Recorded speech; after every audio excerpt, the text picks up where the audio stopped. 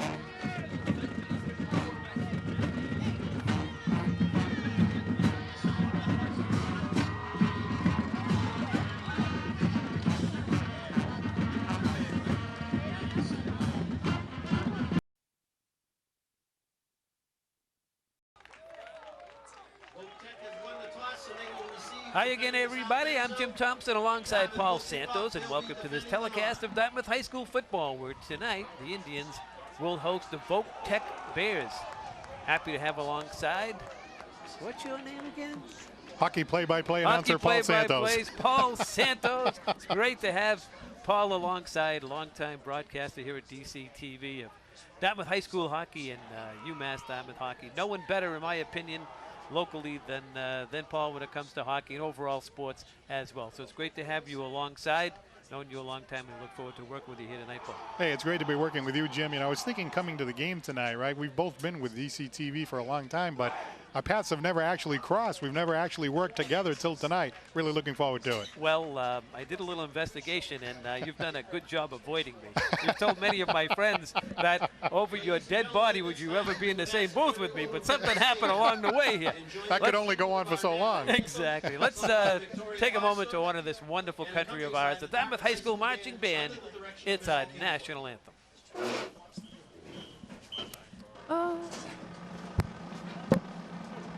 Oh, say, can you see by the dawn's early light what so brightly we had at the twilight's last gleaming, whose broad stripes and bright stars through the perilous fight o'er the ramparts we watched were so gallantly streaming, and the rockets ran high, the bombs bursting in air gave proof through the night that our flag was still there.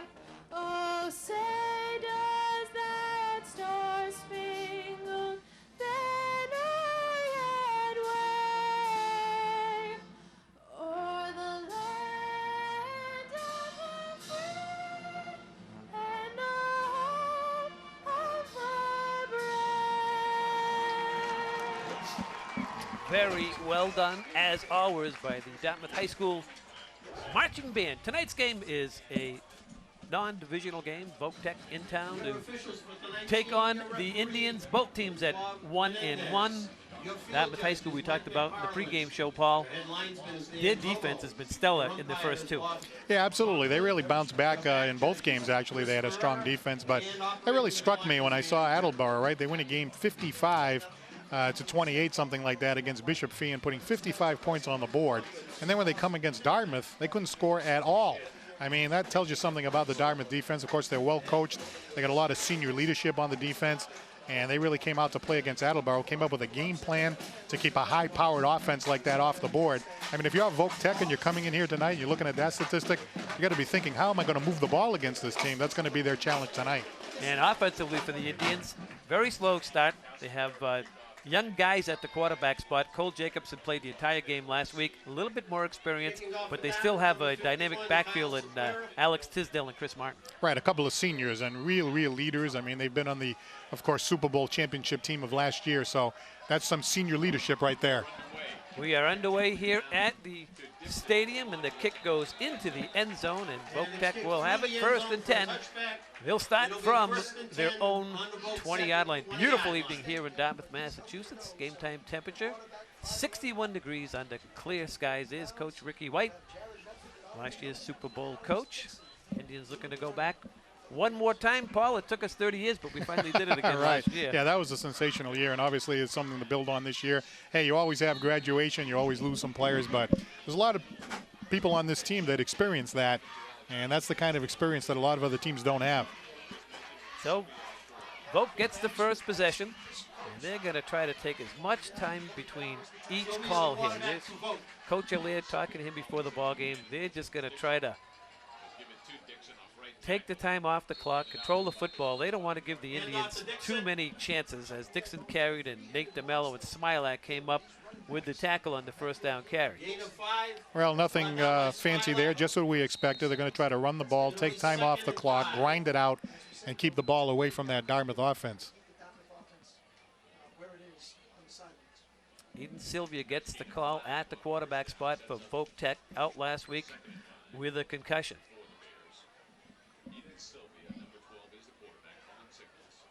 That's Matthew in motion. And he's got a first down as he out for a gain of 6. Ball carried by. So 2 plays, 11 yards.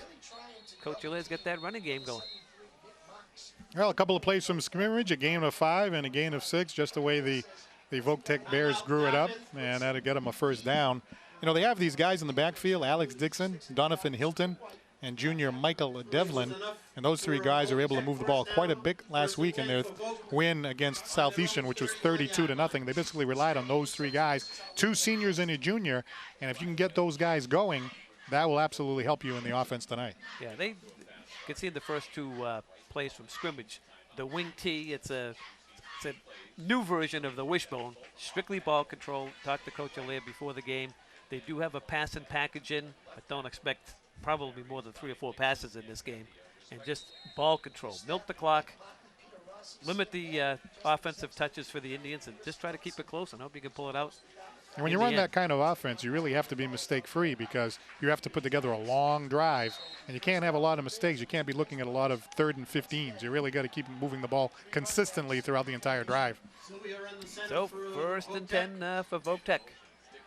And they hand it right into the arms of Donovan Hilton. And Hilton plunges forward for a couple with Sean Smilak came up to make the tackle. Well, it sounds like a law firm there. Dixon, Hilton, and Devlin. Those are the 3 guys that you're probably going to see mostly tonight. Actually, no gain on the play. It'll be second down and 10. Sure, Ricky White changed that defensive front after the first 2 runs by Voc-Tech. Matthew in motion. Matthew has it. Matthew gets through the first wave of defenders. Gets it out across the 35-yard line for a gain of 4. That was Cooper Smith came up to make the tackle for the Indians. That'll be 3rd down and 5 now for the Bears. Voc-Tech Bears grinding it out with their offensive front. Jonathan Farina, Isaac Santiago, Andre Gutierrez, the 3 guys in the middle, the guards in the center. So far they've done the job. They've been able to move the Dartmouth defense a little bit. Probably a little surprised there because Dartmouth is bigger and stronger. I know we're only on the first drive, but as the night goes along, I think the Indian strength is going to end up hurting Voc-Tech in the long run. This is Matthew. Matthew along the left side. Matthew reaches out. He may have the first down. Be very close, Paul, but I think he may have it just by a little bit. Luke Espindola came up to make the tackle, and yes, it is a first down for the Voc-Tech Bears.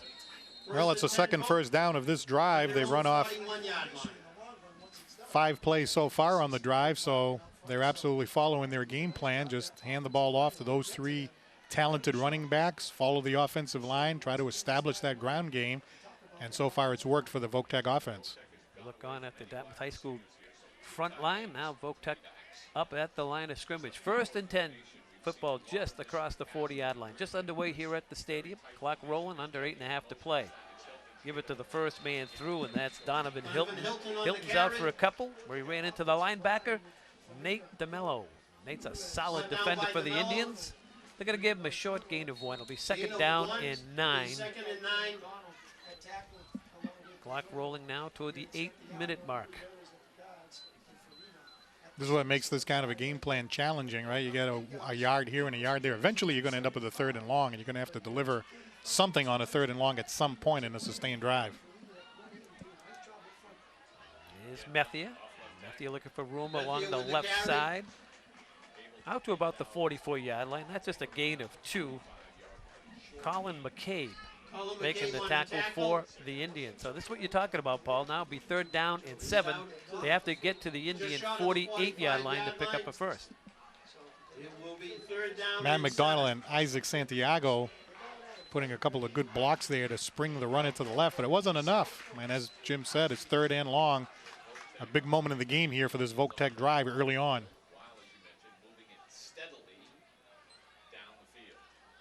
Matthew, he's had good success running to the left side, and still successful. He's got a first down, gain of 9, and another Bear first down. That was Luke Espindola, the free safety, making the tackle, but Matthews had solid success running to the right side of that Indian defense. No question about it. On the Dartmouth 47-yard line. Really following the right side of that Voc-Tech offensive line behind Andre Gutierrez and Alfredo Bojorno, and he was able to get that big gain of 9 yards and a Voc-Tech first down. And they hand it to the first man through. That's Donovan Hilton, and Met by a host of Indians. Hilton runs right into nose tackle Nick Marks. Nick Marks on the So that's the tackle. first time the Indians actually they're going to call a forward progress at the line of scrimmage. So be second down and 10. Matthews seems the guy that's been able to pick up the yards. Yeah, absolutely. He had a gain of 9 the last time. He had a gain of 6 earlier on in the drive, gain of 4. So he's going to grind out anywhere from 4 to 6 yards. I mean, if you can do that consistently, that's fine. But, you know, I was really surprised that they were able to get that 9-yard gain in the first down before. The Indians really had a chance to stop them there and did not do it. There's a pitch to the near side. Dixon, he's looking for running room. The Indians corral him, and they're going to throw him for a few yard loss. That's Nate DeMello, along with McCabe, coming up to make the stop for the Indians. So they're going to mark that as a 3-yard loss. It'll be third down and long. Well, he tried to do something different here, which is fine, but he just couldn't turn the corner, and DeMello and McCabe just surrounding him and throwing him for a loss. I mean, obviously, you're going to see something different. You can't just continue to pound it up the middle. They were thinking maybe that they were going to be able to find the room around the side, but DeMello and McCabe would have none of it. And now look at this, a third and very long for Voc-Tech. Timeout, New Bedford Voc. It's a full They'll take a timeout. timeout, as you see right there. So now here's the situation. You talked to Coach Allaire before the game. He does have that passing package. It's a third and long. I mean, do you go to that right here? I mean, it's certainly got to be in play. Well, it's be the opportune time to throw the forward pass, but you know, sometimes these wing T teams that play ball control football, they're really not good in the passing game, and most of the passes are rollouts into the flat, whatever, so they're really not long yardage plays. You know, they're to gain like a good running play, 5, 7, 8 yards. So I don't know if Eden Sylvia is a long thrower or not, but we will get the opportunity in just a bit to see if the young man can. But I'm sure if you're Coach Allaire, there's 5.5 minutes to go in the first quarter, so you've killed half the quarter already. Absolutely. So his game plan, and he's out here at near midfield. So, you know, I don't think he was expecting to win this game tonight, but he wants to make it competitive, and so far his team has been very competitive. And that's what he said to me prior to the game. He says, the one thing we will do is compete. Third and 16, ball is on So the now he's Voc-Tech looking at a third and 47-yard long. line. And they throw it out to the left side. The Indians have it well covered. Sylvia's pass is complete. And that's out there to Methier, and Indians swarmed all over that. It'll force a punt situation. Almost a little razzle-dazzle here. He just kind of threw it to the outside, hoping that he could go one-on-one with the Dartmouth Indian defender. Certainly something a little bit different than you would expect, but the Indians' defense responded, and the Indians are going to force a punt after an 11-play drive. That was my mistake. It's Corey Barrows that was in on the reception, not Methier. So they ran off 11 plays, right? So, again, you talked about it before. They ran off 11 plays. They got 3 first downs. They killed off half the quarter. And here we are at 4:49 before the Indians touch the football. High snap, no rush. Tisdale and Martin, 2 speedsters back for the Indians.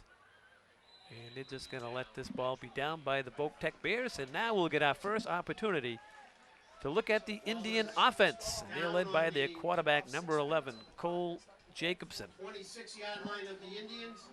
It will be first and 10 for the Indians on their own 26 Here's yards. the starting lineup for the Indians. Chris Martin, a tremendous back. And there's the offensive line. Smilak is back this year along with Nate DeMello. They both played on that Super Bowl team last year. So here's our first look Cole Jacobson at the Indian center offense. at quarterback for the Indians. And Jacobson's down the far sideline. And Cole Jacobson's in a foot race. Deep in Voc-Tech territory. Still on his feet. Finally forced out of bounds. Down around the 33-yard line. Alex Dixon, the safety, finally getting the Indian quarterback. But what a nice run here, Paul. Fake handoff, turns on the Jets. Cluster of players in front of them, but a wide open space down the sideline. And he just turns on the Jets. I thought he was going to go the distance for a second. Think about how demoralizing that is for Voc. You come out here and you grind it out for 11 plays, and on the first play from scrimmage, the Indians come up with a huge gain like that. Yeah, if you're a linebacker, you have to play the quarterback, and that time not so, because you know they're going to key on Martin. So somebody has to watch that quarterback, and big gainer for the Indians on first down. Now they're deep inside Voc-Tech territory, and the high snap. Jacobson picks it up and just going to throw it away out of bounds. And I don't see any flags for intentional grounding, so it'll bring up second down and 10. Well, it was actually a smart play there by Jacobson. It was making me a little concerned. Well, now they're going to call the flag. That was a late decision. Yeah, that flag came in very late, and Coach Ricky White is discussing it with the officials and now talks to his quarterback. Sorry to interrupt. Go ahead. Well, he was back at the 50-yard line before he decided to throw the ball. That was about 20. It seemed like about 15 or so yards behind the line of scrimmage. So what choice did he have at that point? I mean, he could have taken the sack, but you look downfield, he didn't see a white shirt, so he figured he'd try to get it close to a green shirt. Still don't think that was a bad decision. Penalty is ineligible receiver downfield. So actually, they didn't call it ineligible, which would happen in that particular case because the linemen aren't sure that the ball is over the quarterback's head. So not intentional grounding. So it'll be first down and 15 now for the Indians. This their first drive of the ball game. It is a loose ball on the ground. Martin fumbles the ball, still loose, and the Indians pounce on it. And they'll, Aiden Ashton was the Indian that picked it up on the ground, but 2 plays in a row miscues by the Indians. Yeah, a little bit of a problem with the handoff there to Martin. The ball came loose. The Indians were fortunate because it almost looked like one of the Voc-Tech Bears was going to be in there first, but the Indians were able to reach in there and grab that football. They've got the ball. It's a 2nd and 16, but they have the football, and they're still in enemy territory. So often you'll see that with a young quarterback. Even a simple thing like a handoff sometimes becomes very chaotic, and that's exactly what happened there. Now we have a timeout called by Dartmouth High School. So after that first play on offense, you had the feeling in the press box that, okay, seems like maybe Dartmouth in their third game, something good's going to happen. They fumble and a bad snap, and here they are looking at second down and long. Right, you had the long run there, looking at about a 45-yard run there by Jacobson on the very first play from scrimmage, and then you have the 2 miscues. You see the New Bedford Voc-Tech defense, and, you know, they're holding their own, gave up the first run, but last couple they've kind of had the Indians on their heels a little bit. You're going to have to keep that up for a long time, though, to be able to keep this Indian team off the board. Jacobson now to Martin. Martin looking for room here along the near sides. We've got a little bit of running room. Chris Martin showing you some great speed. We have a penalty marker down at the 39-yard line as well. Eden Sylvia made the tackle, and there'll be offensive holding against the Indians. So a snap goes over the head of the quarterback. Ineligible receiver downfield, and now a holding call. Exactly. 3 plays in a row that there's been problems for the Indians after that long 45-yard run by Jacobson. You had the play where he dropped back, the ineligible man downfield kind of dumped the ball off. The miscue fumble that you mentioned, and now this play here. So now you're looking at a long 17 here at the moment, and they're actually marching it back. So it's going to be a long down here for the Indians. It's second down and so long that Coach White has called Uber for a ride. So it's interesting to see, right? How do the Indians respond to this? I mean, if you're the Voc-Tech Bears, this is kind of like a lift for you. You're late in the first quarter. The score is 0-0. You're kind of where you want to be. You want to both move the ball and grind it out and try to force Dartmouth to make mistakes. That's the way you're going to give the Indians a run for it here tonight at Dartmouth. Indians come out in the 4-wide set. And this is Martin. Martin inside Voc-Tech territory, cracks over the 45 and down to the 40-yard line. Well, Chris Martin's a fun player to watch, a seasoned veteran. Of course, a member of that Super Bowl team last year, very elusive runner. He can take it around the side. He can grind it over the right side. He does there, and he's a difficult guy to stop. Now, there's a 2nd and long, and you hand the ball off to Martin. He eats up half of it. So, I mean, that's something that you can rely on if you're the Dartmouth Indians offense, and it's something that you have to be wary of if you're out there in Voc-Tech trying to stop them. Third down and long now. Martin stands along the side. Jacobson is quarterback. Fake the jet sweep. Jacobson still has it. Throws long and deep. He's got a man out there. Touchdown, Indians. That's Matty Craig. Hauling it in for the touchdown. From 41 yards out. Cole Jacobson standing in there like a veteran, Paul. Rush around him. Matt Craig, veteran, skilled receiver for the Indians, hauls it in way behind the quarterback on that side. Perfect execution here by the Dartmouth Indians. Here's Cole Jacobson, kind of ducks away from a possible sack, and then he's got Matt Craig wide open in the end zone. Throws a beautiful spiral right over the defense, lands into the arms of the very seasoned receiver in Matt Craig. What a beautiful play by the Indians. And it comes at a right time because, you know, that drive was, it started out good, but it was sputtering.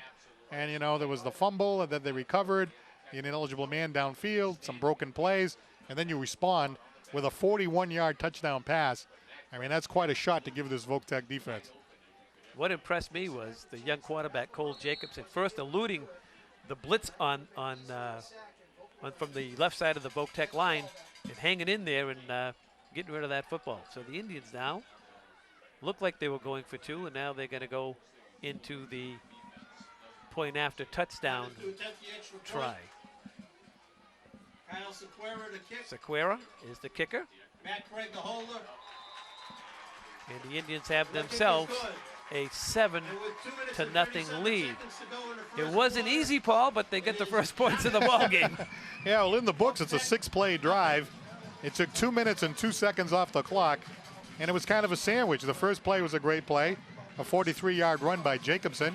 Did the fake handoff, ran down the sideline, gets that 43-yard gain, and then it was followed by a little bit of inconsistency. We talked about it before, an incomplete pass and an ineligible man downfield, a fumble that they had to recover. Martin was able to grind a little bit of it back, but how about that touchdown pass? And you pointed it out before, the quarterback, he had to duck out of the way. It looked like he was going to be sacked for a second, but then he finds a very seasoned player downfield, Matt Craig, throws a beautiful spiral pass into the arms of Matt Craig, and just like that, the Indians are up 7-0. In the tale of two different types of offenses. Voc-Tech again has to keep it on the ground. Dartmouth a little bit more versatile. You have to keep your eyes on Martin at all times, and all of a sudden the young quarterback throws it behind your secondary. So Sequeira's kick comes down to the 20, and this is Dixon. Still on his feet to the far side of the field, and finally pushed out of bounds along the far side. That was Marquise Adams on the special teams for the Indians, and they're going to spot that football around the 28-yard line where Voc-Tech will have their second possession. You talked about it earlier, Paul.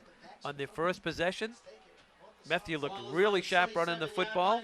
They knocked off just over 6 minutes, but had to punt the football away. The Indians, messy as it was, under 3 minutes, they get a score. So that's kind of a tale of two different types of offenses, but more, as you had mentioned, a little bit demoralizing for the Bears. Sylvia, the quarterback for Voc.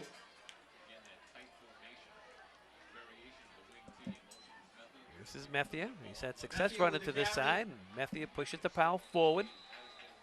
Out for a gain of about 3 as he cracks across the 30-yard line. That was Cooper Smith, defensive end for Dartmouth High School, making the stop. So they'll give Matthew a gain of, let's see, they're going to give him a gain of 4. It'll be second down now and 6. Well, football is a game of statistics, right? People like to talk about statistics, and it is a fascinating statistical kind of a game. But, you know, you talk about time of possession.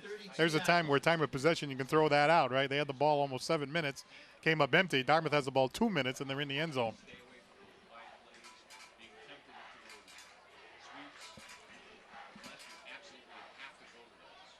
This is Dixon, the ball carrier, ran right into McCabe.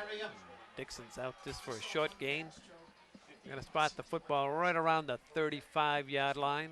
We'll bring up third down and 4 yards to go. Minute and a half to play in the opening quarter. I'm Jim Thompson. He's Paul Santos. Andrew Thompson doing the spotting here tonight. And you know, if you look around at expensive, you know, high-salaried employees at DCTV, Derek Freight's on camera tonight. You believe that, Paul? Yeah, no, I don't believe that. The guy makes $150 grand a year, and he's on camera. Well, that guy is really sacrificing himself. Sylvia taking his time. He's got Methia in motion, and he's had good success running to this side of the offensive line. He's got a gain of 6 and a first. Well, Methia has been the guy, the workhorse, and he's the one that's been getting the majority of the gains tonight for Voc-Tech, and he's actually run for first downs in 3rd and long situations a couple of times tonight, so he's definitely the guy to get the job done in a 3rd and long.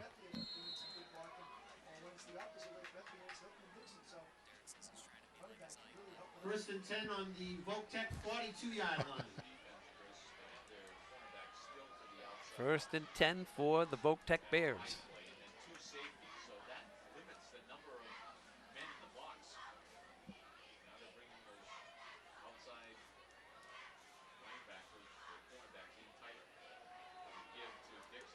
This is Dixon. Dixon looking for running room, and a yard, maybe 2, ran into Nick Marks. Nick Marks Along with Colin McCabe. and Colin McCabe Gain of 1. on the tackle. 2nd and 9. It's the clock rolls here towards the end of the first quarter.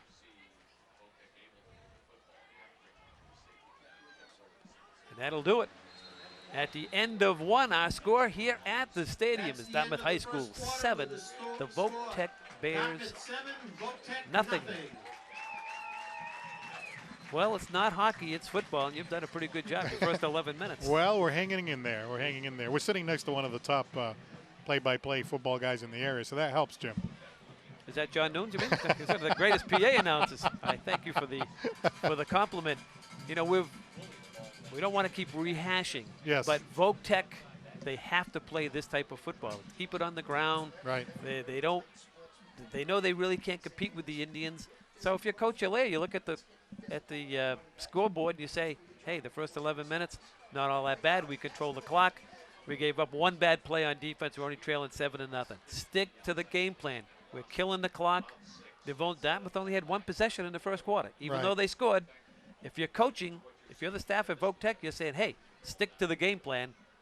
We only gave them 1 possession. They actually have 4 first downs, too. They had that first drive in the first half of the first quarter. They accumulated 3 first downs, and they already have a first down in this drive. So it's not like they're not moving the ball. They're moving it. They're moving it slowly. They're grinding it out, taking time off the clock. I think the thing for them is they got to get a break. They got to get a turnover. They got to recover a fumble, something like that. I mean, you get a couple of turnovers, and you can continue to keep the ball away from the Indians. You can keep grinding it out. You know, you have a shot to hang around. The one thing you don't want to do is fall behind by 2 scores with this type of offense. Right.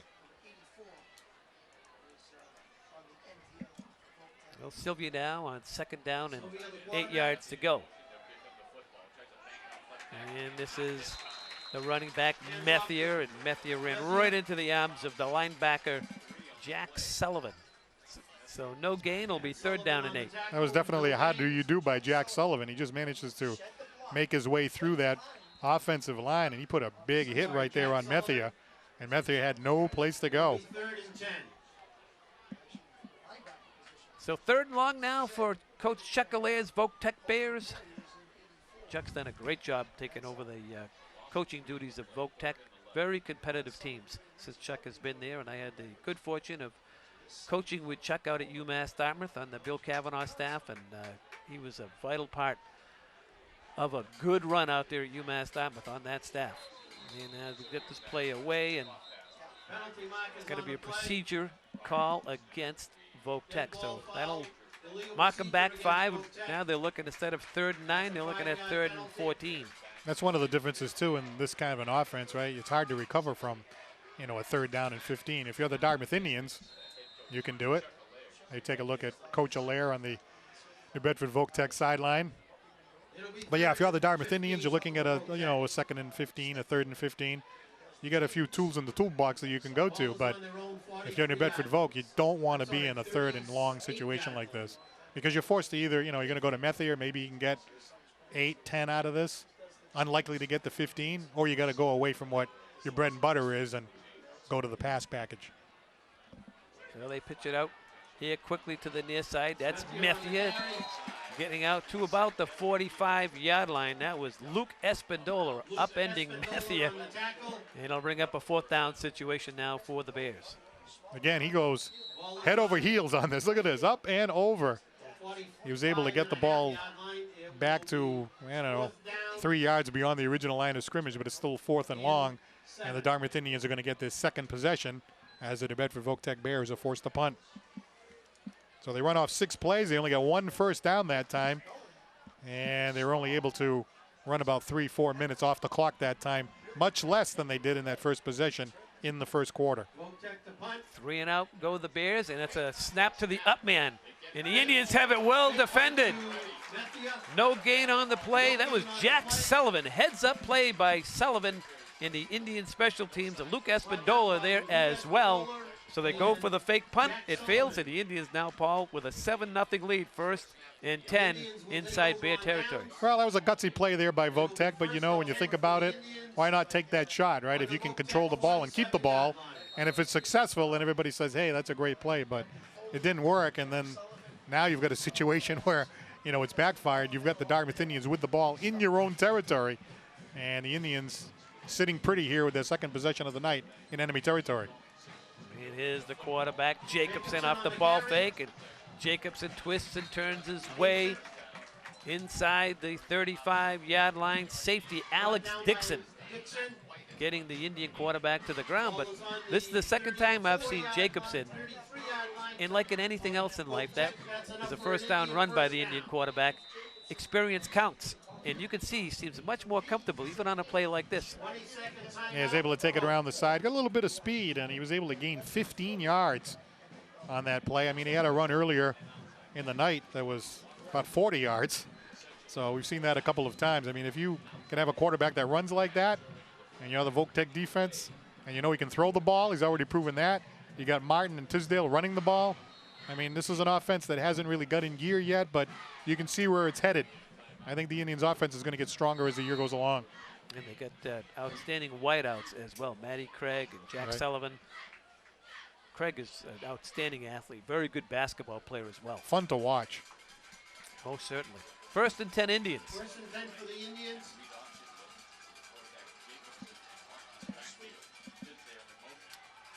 There's a jet sweep to Tisdale, and Alex still on his feet, down inside the 20-yard line goes Alex Tisdale, and an Indian first down. Brought down by number 25, Dixon. Yeah, that's another gain pretty Dixon. close to 15. That's enough for an So Indian two times in a row running the ball around the side. 19-yard First time by the quarterback, kind of to the right, not really around the side. This time the jet sweep to the left.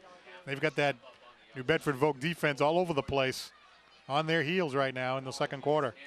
Once the quarterback starts picking up yardage, that jet sweep's going to work the majority of times, because now the backers are looking at the quarterback, and now they don't know who's going to hand the ball off to him. Here's Martin. Martin's heading inside the 5, still on his feet, heading toward the goal line, just short of it. James Estrella. Touchdown saving tackle for the Bears. We talked about how much fun it is to watch Chris Martin carry the ball for this Dartmouth Indian team. Second effort here when he gets near the end zone. It almost looked like he was going to take it into the end zone with a second and a third effort. And now he's got the ball all the way down to the 4-yard line.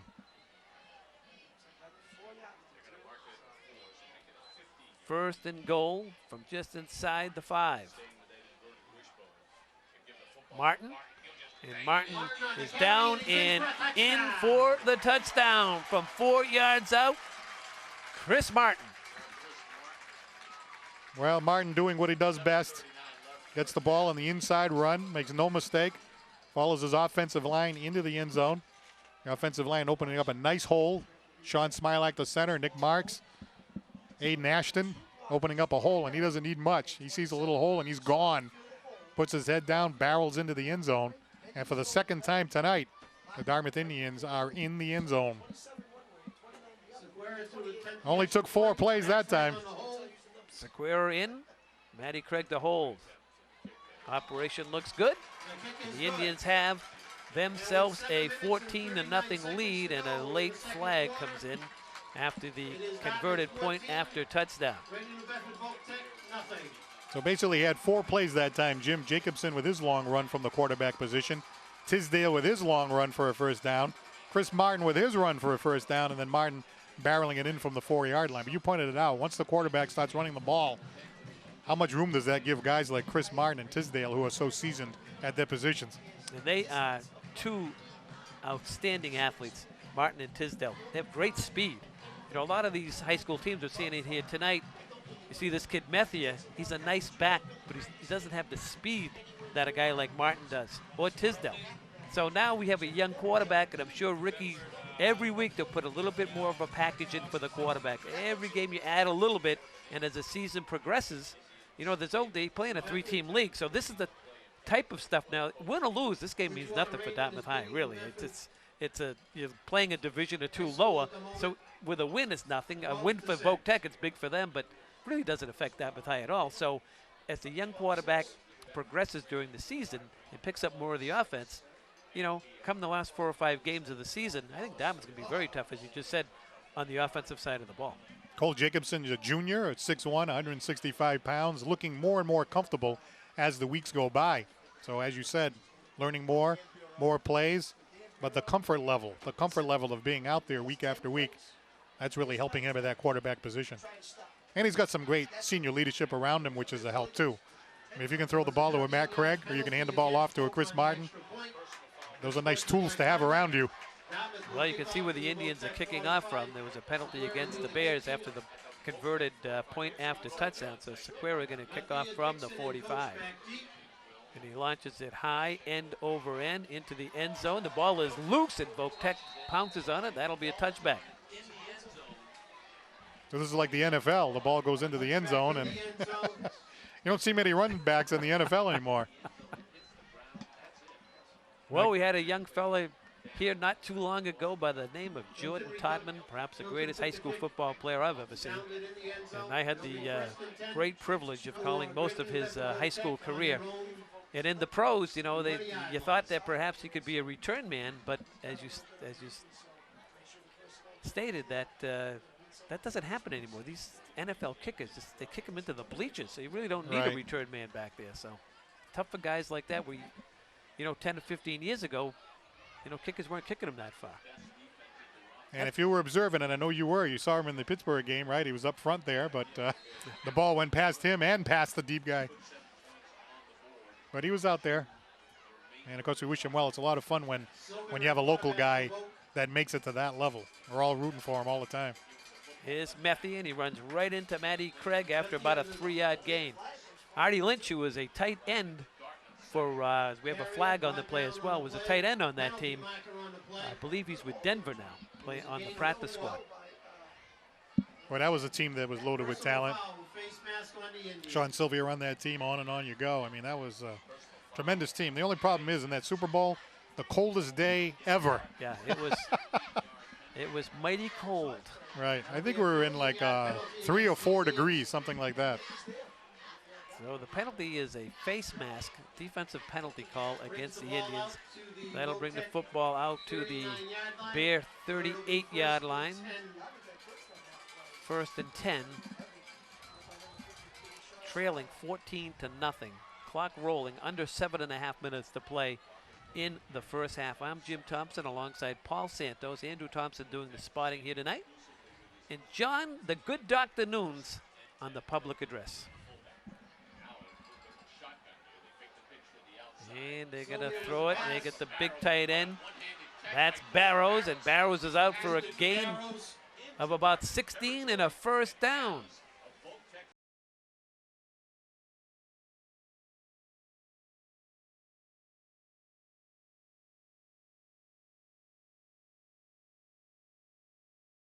Welcome back, everyone. We want to apologize for the power outage here at DCTV.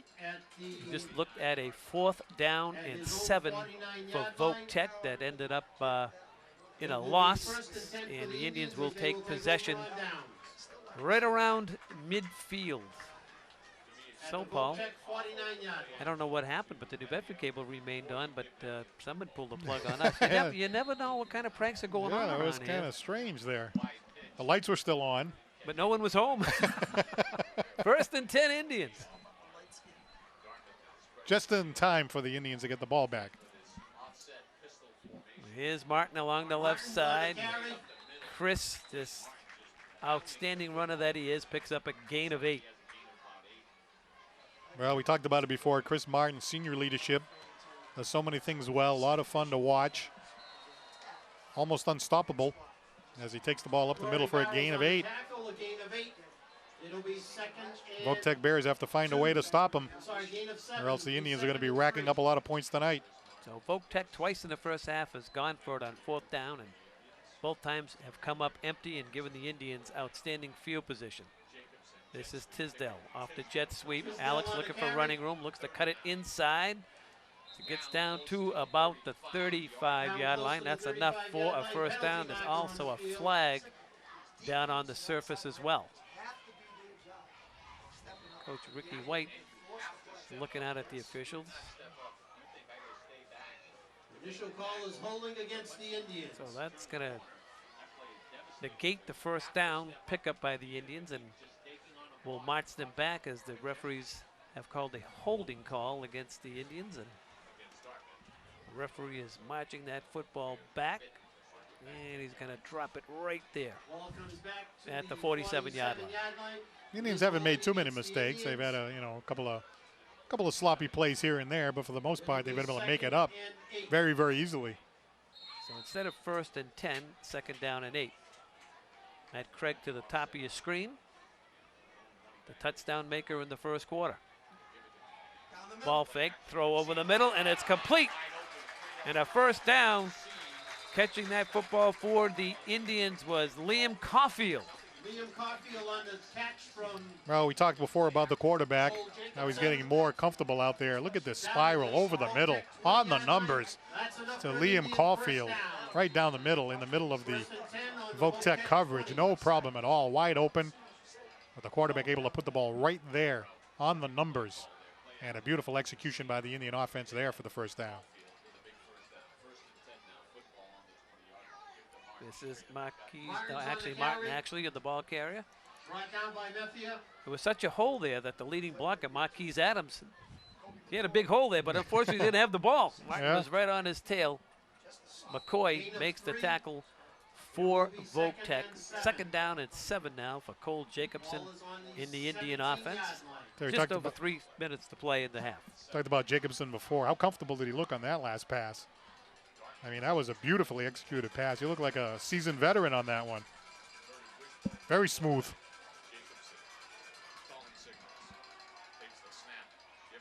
Here's the ball fake to Martin. This is Jacobson. He's got running room, and Jacobson's going to walk in for the touchdown.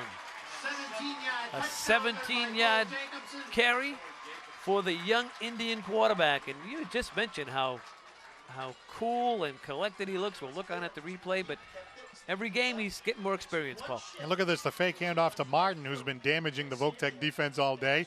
So maybe they bite on him a little bit, and that frees up even more room for Jacobson to turn on the Jets around the corner. And into the end zone he goes. 17-yard touchdown run. The Indians with their 3rd score of the night. Flag on the play. We have a flag down on the point after touchdown attempt. Offside Voc. Voc-Tech coming across the line of scrimmage, so Sequeira will be a little closer to that goal post.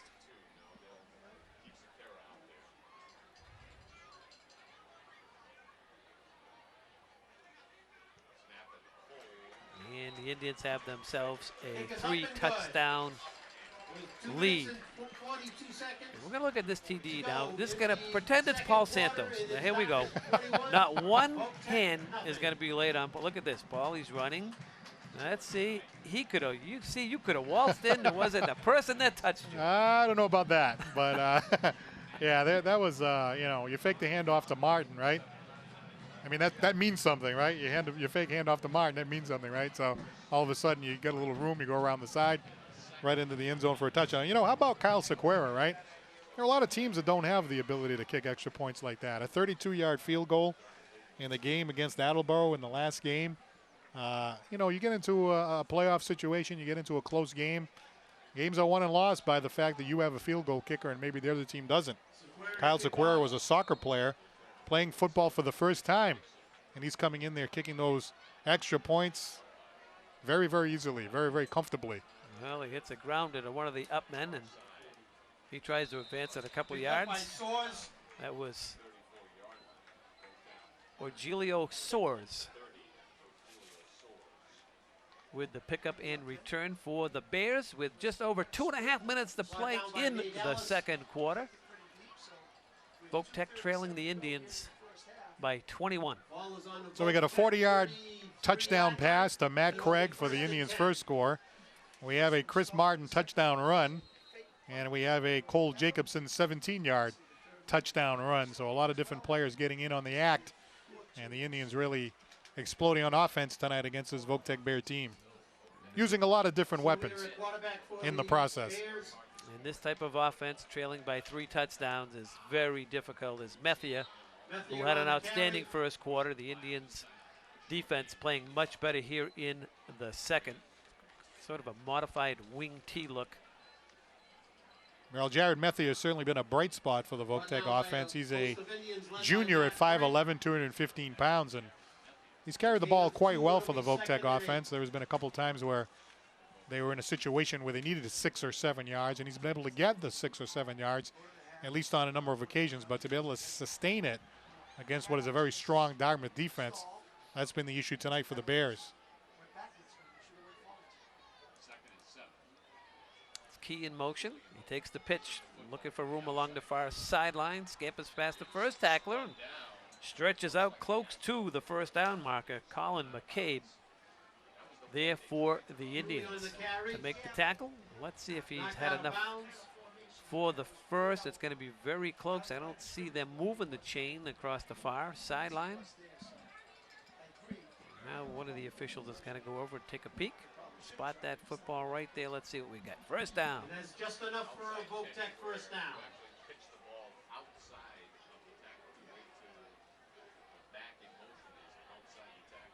I think that's Robbie Mendes, the head official, isn't it? The lead official? Is that right? I think it is. Head of the Ball is Quebec on the 43-yard line Boys of and Voc. Girls Club. It is 1st and 10. I forgot you only know those hockey officials. Now, I know, Rob. Yeah, good man. They're going to throw it. The lefty throws down the far sideline. Sylvia's pass. Intended for Corey Barrows, falls Intended for incomplete. Corey Barrows is incomplete. Well, Corey Barrows had a completion a little bit earlier in the game for about a 15-yard gain. That was right when we had our technical problem, and he actually caught the ball and then kind of hooked around and ended up getting the first down. But that time the ball was a little bit thrown off to the left a little bit, partially overthrown. He wasn't able to get up there and get it. So Voc-Tech occasionally, very occasionally, putting in the pass play, that one falling incomplete. 2nd and 10 now for Eden Sylvia. That tight wing tee, kind of a modified offensive look. That's Key in motion. And he's looking for room, and he's not going to get it. And that was Matty Craig. A corner on that side coming up and stopping Key for about a 2-yard loss. Now, we talked about Matt Craig does so many things well on special teams, on offense, on defense. Caught that touchdown pass earlier in this game, a 41-yard touchdown pass. Had a couple of interceptions in the last game for the Indians. So just a great athlete, a contributor on both sides of the football. And that time just coming up and making a very nice tackle for the Dartmouth Indian defense. And Rick White stopping the clock with just 1:28 to play. His thought process here is they don't throw the ball well. We think we can limit them for a gain of under 10, get one more possession with about just over a minute to go and see if they can get some more points on the board. So little coaching clinic there for you. Little coaching clinic, get the ball back, and they'd have plenty of time with the way they moved the ball tonight. Look for Barrows. He's the tight end at the top of your screen. Sylvia rolls, throws, and it's complete, but it's going to be well short of the first down. That's Hilton. Donovan Hilton on the reception, but he's going to be well short. It's going to bring up yet another 4th down. Twice in the first half, Coach Alera's gone for it on 4th down. Yeah, I mean, at this point in the game, you're down 21-0.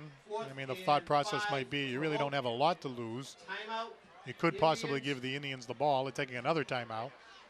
Hey, the Indians have the ball at midfield with a minute left. That's plenty of time to do some damage. On the other hand, you're looking at Voc, 21-0. No real time to be conservative. 5 yards.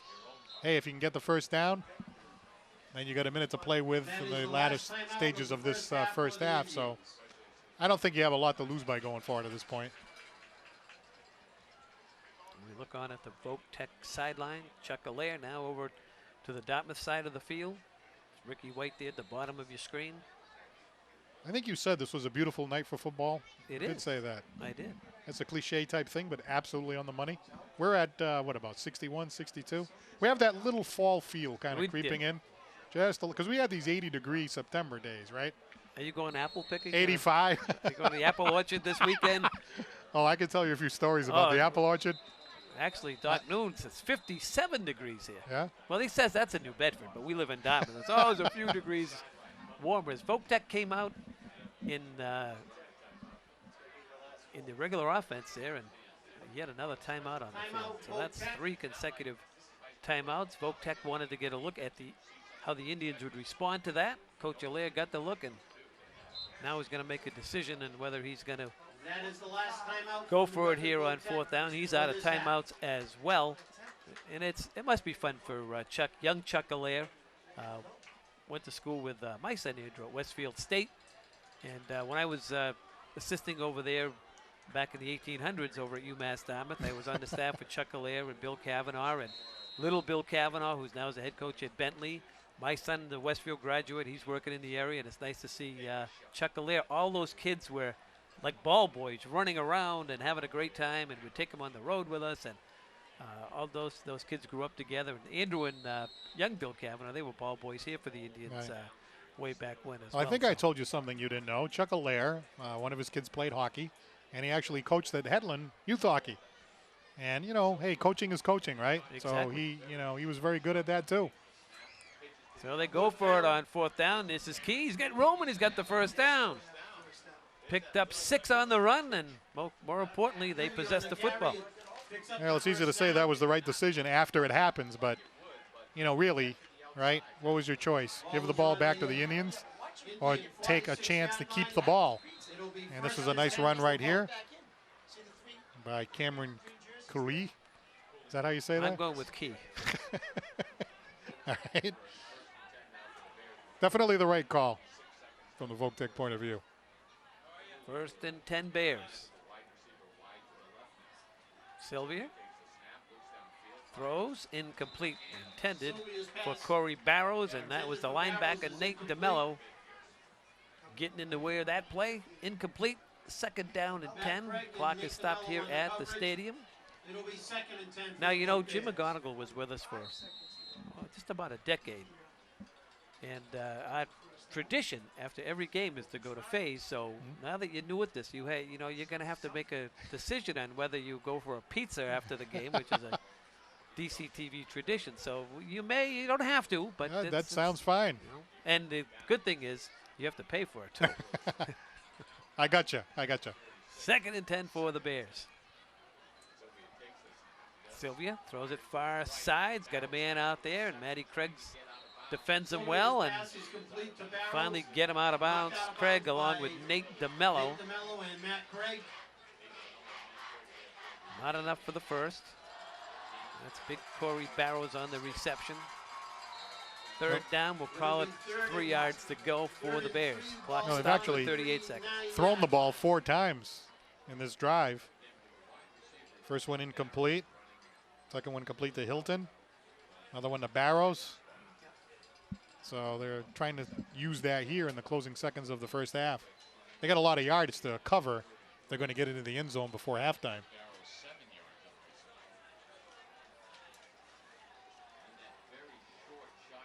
Well, they come out in the passing formation here. Pumps, throws, far sideline. Matty Craig's back there and he picks it off. His pass is intercepted by Matt Intended for Corey Barrows, but Matt Craig running stride for stride. Pass was intended for Barrows. Matt Turns Craig it on over. the interception. Now Matt Craig had a couple of interceptions in the last game. Look at the position he gets right here. No problem at all. Gets the position in front of Barrows and just leaps up and brings the ball in on the corner and makes the interception against New Bedford Voc. So a big turnover there at the closing seconds of the first half. And the Indians have the ball here, and they'll be able to run out the clock with a 21-0 lead against Voc-Tech. Now take a look at Matt Craig here on the pump fake. Went for it momentarily, but the makeup speed, that ball just thrown too much air underneath it, Paul. Gave Craig plenty of time to gain ground on it and pick it off. And here's Martin. Martin's got plenty of running room here. Chris Martin out to midfield, still on his feet. Finally going to be taken down inside the 40-yard line goes Chris Martin on the first down scamper. Still plenty of time on the clock at 19 seconds. Well, that's about a 45-yard gain there by Chris Martin. Talking about the Indians running the clock out. No problem at all, right? A 45-yard gain. And they're in the hurry up. I think he's just going to clock this. There you And go. he does. So how about that? Take the ball from your own 15-yard line, carry it to the enemy 37. And once again, it's Chris Martin on the draw play that time.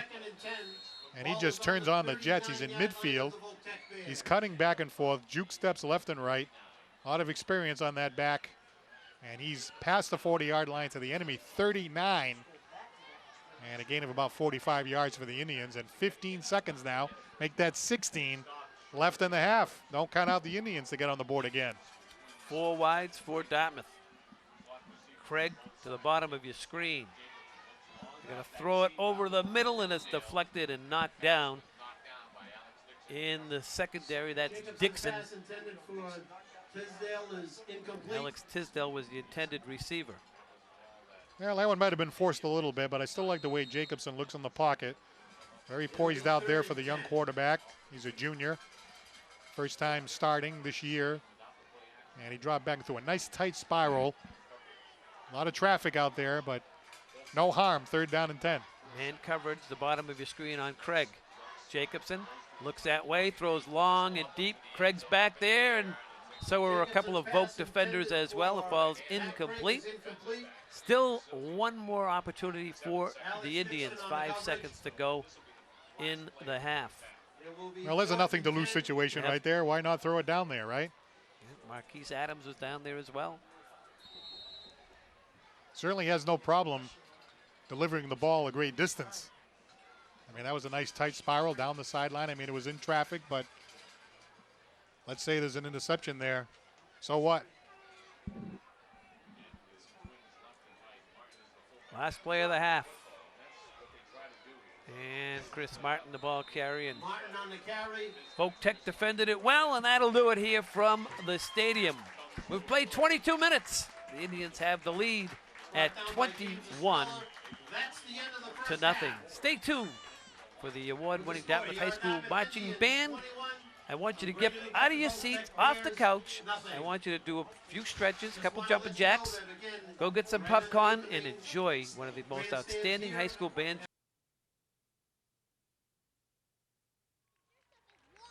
No, bees. Bees. Bees.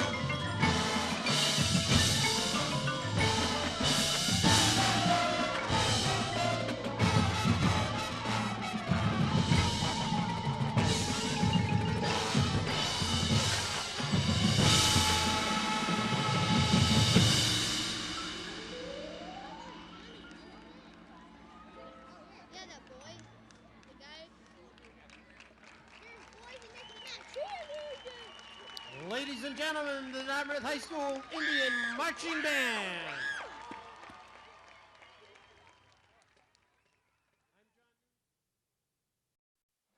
All set for second half action here at Dartmouth Memorial Stadium. The Indians leading Voc-Tech by a score of 21-0 in the first quarter. A 41-yard touchdown pass from quarterback Cole Jacobson to Matt Craig, the extra point by Kyle Sequeira, and a 7-0 Indian lead. In the second quarter, a 4-yard touchdown run by Chris Martin and a 17-yard touchdown run by Cole Jacobson, along with 2 more extra points by Sequeira. The Indians in control here, 21-0 to start half number 2. Yeah, the second half kickoff. The Indians are going to have the first touch, and this is Chris Martin. Look out! Chris Martin gets it across midfield and is down at the 47-yard line of Voc-Tech. The athleticism of Chris Martin really showing here tonight, Paul. Well, we talked about it all night. He has a lot of speed. He has a lot of athleticism. He has a lot of talent. And, of course, he's been around. He's experienced. And they use him, of course, offensively. We've seen him carry the ball a number of times tonight. He even got into the end zone for a touchdown from 4 yards out earlier. Well, on special teams, just explodes down the middle and exploits that special teams of the New Bedford Voc-Tech Bears. And here are the Indians. First play from scrimmage in enemy territory with the 3-touchdown lead. And they come up to the line of scrimmage, and Dartmouth High School calls a timeout. I don't think they had the right personnel out there. Robbie Mendes, the lead official here tonight. One of the other big plays of the first half, of course, was a Matt Craig interception down the very closing seconds of the first half when Voc-Tech was putting the ball up a little bit more than they'd like to. They had the ball with about a minute left and got into Dartmouth territory trying to throw the ball a little bit more, but Matt Craig picking the ball off. Indians actually with 1 minute left had a chance to come down and almost score again. On the Voc-Tech 47-yard line. Cole Jacobson at quarterback. Jacobson starts at quarterback. Tisdale in motion. They fake the jet sweep, and Jacobson's got plenty of room. He's got a first down inside the 25 and down to the 23-yard line. Jared Methier made the tackle, but we have a flag back here at the 45-yard line. Blocking below the waist, a chop block. Going to take the first down off the board. Back the Indians up, Paul. Well, it takes a 24-yard gain by Cole Jacobson off the board. I haven't seen too many Dartmouth mistakes, but there's been a few. There's been a few that you want to... A couple of holding calls. Yeah, you want to erase those as you proceed. I mean, you look ahead, the Durfee Hilltoppers coming to town next week, struggling a little bit, even having a difficult time with Fairhaven. But then you got that big game against Bridgewater Raynham. By then, you really want to be playing mistake-free football. You got to take those couple of mistakes. They're not going to hurt you in a game like tonight. In a game like that, it will. So tighten a few things up. Otherwise, I think Coach White has to be pleased with most of what's going on here tonight. There's a good look at the coach. That's Sammy Madden standing to his left. And a first down and just under 20 to go for the Indians. This time he gives it to Tisdale. Tisdale's got plenty of room as he cracks down to about the 45-yard line of the Bears. Making the tackle in the secondary was James Estrella. But a solid run on first down, 11 yards by Tisdale. Well, the Indians have an advantage here tonight. That is when they have a 1st and 20. They can hand the ball off to Tisdale. He goes on an 11-yard run around the right side. And so they've basically erased half of what they need. And they've taken a 1st and 20 and turned it into a 2nd and 9.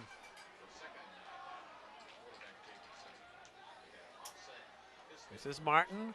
Martin breaks through the first wave. Look out, he cuts it to the outside. He's got a first down. Gain of 15, Jared Methier making the tackle. Gain of 15 yards. That's enough for an Indian. One of the things that makes Chris Martin fun to watch is his 2nd and 3rd effort. Now right here he's in the clear and he's in trouble again, but does he go down right then? No.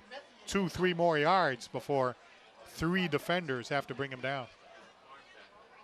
1st and 10 Indians just underway here in the 3rd. Marching on their first drive in the second half. They have a 3-score lead. Fake to Tisdale. Jacobson. Jacobson's got room to the near side. Jacobson inside the 10, down to the 5-yard line where he's finally spun out of bounds. But another Indian first down will set up 1st and goal. Jonathan Farina making the tackle. Well, let's take a look at Cole Jacobson again. This is a 23-yard run for the junior quarterback, Cole Jacobson. And he's really shown a lot tonight. He's shown off his arm with some nice tight spiral passes. And he's also shown off his speed as he carries the ball over the right side that time. The 5'11", 165-pound junior showcasing his speed tonight. This is Martin looking for a 2nd score, and he's got it. Martin on the carry into the end zone for a touchdown. 5-yard touchdown run for So Chris Martin from the 5 gives the Indians a 27-0 lead. Well, it's Chris Martin's 2nd touchdown of the night for the Dartmouth Indians, and very similar to the first time, just finds that hole over the right side of his offensive line. He has a score from 4 yards out. Now he has a score from 5 yards out. And the Indians have a 4-touchdown lead. Sequoia. Perfect on the night. as is the Indian offense. They have a 28-0 lead at the top of the telecast, Paul. We talked about the Indian defense, how great it's been. That's continued tonight. Looking for the second straight shutout. We talked about the offense. It's going to take time with a young quarterback. I think, as you've alluded to throughout the first portion of this game, Cole Jacobson is growing in experience right in front of us. Yeah, just looking more comfortable as the game goes along, and certainly as the season has gone on. He's certainly making those fans that you see there happy tonight. And it's fun to watch. It's fun to watch a player go in there. Got a great coaching staff, of course, under the direction of Rick White and company. And so, you know, he has a lot of faith in the coaching staff. He's listening to the coaching staff. He's getting more comfortable as the night goes along, as the season goes along. And it's really been a lot of fun watching him not only run the ball, but even the passing. Very, very crisp, looking very comfortable in the pocket and executing those runs very well. So I think the future is bright for Mr. Jacobson. High end over end kick. And this is Dixon from his 10. Dixon looking for a running room and didn't get very far. Return of 6 yards. Liam Caulfield on the special teams tackle for the Indians. So now we'll get a look at the Voc-Tech Bears offense as we start the second half. There's Chuck Allaire, the head man over at Voc-Tech. Wanted to take a lot of time off the clock here tonight in between plays. Didn't want to give the Indians too many touches. Unfortunately, that game plan has not worked out, as athletically Voc-Tech is just outmatched here by the Indians. Hard to sustain. I mean, he did it in the first quarter. He ran off 11 plays and managed to get through the first half of the first quarter, but tough to do it over 4 quarters against a team like Dartmouth. Dixon, the ball carrier. He's out for about a yard, and that's it. Jim and I were talking off camera about the playoff system that we now have the last couple of years. You look ahead next week, you have Durfee. You certainly have to be confident with Durfee coming in here next week. But the week after that, Bridgewater-Raynham. That's a team that if you can beat them and Barnstable, you accumulate a lot of points. Maybe the Indians can get back into the playoffs like last year. And by then, you know, the offense will have grown by then. So maybe they can do some damage. Bridgewater-Raynham, the Indians have had trouble with them the last few years, as has most teams. They're tough. But Bridgewater-Raynham, I think they go to Division I in the playoffs, so the Indians don't see them. The Indians dropped to Division III in the playoff system, which greatly helped them in the playoff run and into the Super Bowl championship last year. And those games were evenly played. Every week we'd be broadcasting these games and looking at the replay. But, Paul, the games were evenly matched where they play Bridgewater-Raynham. And when Bridgewater-Raynham's really good, they're good. They're just physical. I'm sure you've seen them against New Bedford High. And absolutely, absolutely. Tough team. Yeah, they're always big. They're always strong. They're well coached. They're never an easy team to beat. And they always seem to come at a time in the season where the Indians really need to beat them. They're always like in the middle of the year, right around the time you're jockeying for playoff. It always comes at a time where you really need to beat them. So it'll be interesting to see, you know, if the Indians can take it to them this year. I mean, I think that's going to be a game that they're probably going to need that game if they're going to make the playoffs. So that, and the Barnstable game, too, is going to be a big one. Yeah. The old Colony League, 3 teams. You lose, and basically you're out. It's Barnstable, the Indians, and Bridgewater-Raynham. But with the new playoff format, wins against those Division I teams count for a lot of points. So, you know, you can finish last, I think, in the old Colony and still make it to the playoffs. So, Voc-Tech goes 3-and-out. I'm sure Coach Allaire didn't really want to see that. Marquise, Adams, and Tisdale are back deep for the Indians as Voc-Tech punts it away, and it's a low kick that's going to be down here at midfield.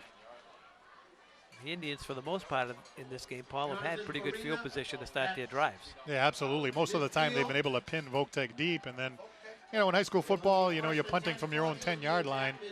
You know, the opposition's going to get the ball at midfield. And the Indians have had no problem with gaining, you know, big chunks of yardage throughout the night. So, I mean, 50 yards, they're getting 10, 15-yard gains from Martin, from Tisdale, from Jacobson. So this is not a lot of real estate that the Indians have to concern themselves with here. And here's Martin. And Martin cracks it out for a gain of 2. Farina and Farina and Santiago making the stop for the Bears. So it'll be 2nd down and 9 yards to go now. Just over 6 to play in the third. I'm Jim Thompson alongside Paul Santos. Andrew Thompson up here in the booth doing the spotting here tonight. Single setback is Chris Martin. Tisdale in motion. And this is Tisdale off the jet sweep. He's got the first down. Gain of 10 and a first, and we have a flag on the play as well. Brought by down by Hilton. There's a flag on the play. I think we're going to get the Indians on a hold. I think that's their third holding penalty Holding on the Indians. in this contest, and all three have negated some long runs here. Well, that's Tisdale going around the side. They're so good at pounding it up the middle, and you can just have the ability to take somebody like Tisdale and spring him around the side. Unfortunately, it's coming back. Well, it was right at the feet of There it is. Craig, who looks down and says, "What? What is that? Did that fall out of my pocket?" Yeah. Ball is on the 49-yard line of Voc. It'll be 2nd and 9.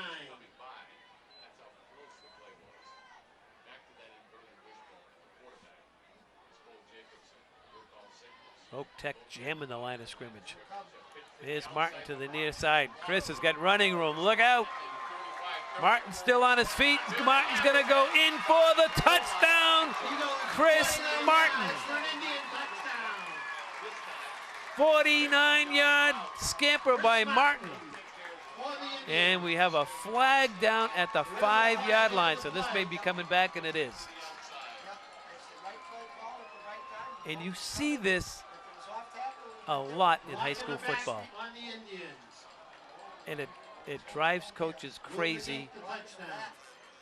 I'd like to see this because a lot of these officials, this guy's going in for a touchdown. Right. Why you throw a flag at the 5-yard line? Let's see. Well, I don't know if we are going to be able to pick it up. Not sure. It might have been off camera. I mean, that was going to be his third touchdown of the night. But those are the kind of things that, you got to correct those mistakes. Again, maybe it's a question of calling it or not calling it, but I I know this drives high school coaches crazy. The guy's going in for a touchdown. Right. That had nothing to do with Right, the guy absolutely. going in for a touchdown. Yeah, it was not It connected. happens so often in high school football, where some of these officials, unfortunately, are not in good enough shape to follow the play. And here the Indians on the jet sweep. This is Marquise Adams. And Adams avoids the tackle and dives closer to the goal line.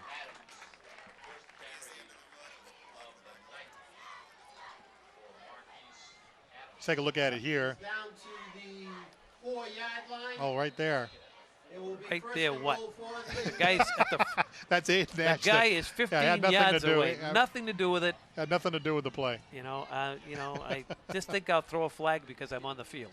And that's what drives, I've been in coaches' rooms, it drives you nuts because we didn't come here to see the officials, we came here to see the game. Enough of that soapbox. That will get That was off very of good. That was very powerful. Yeah, thank you. Here's Martin. He's been powerful all night, lowers his head, and he is in for another touchdown. A 4-yard touchdown run by Chris Martin. This All right, time now for we can 4 say yards it. out. There you go. Now we can say he's in the end zone 3 times. Happy Indian crowd along the near side. Their team with a 34-point lead. So we got a 4-yard touchdown run by Martin right here. We have a 5-yard touchdown run by Martin before, and another 4-yard touchdown run. So Chris Martin putting some points up tonight. And that operation once again is right on. Actually, no, he missed it to the left. So with 4 minutes and 31 seconds to go in the third quarter.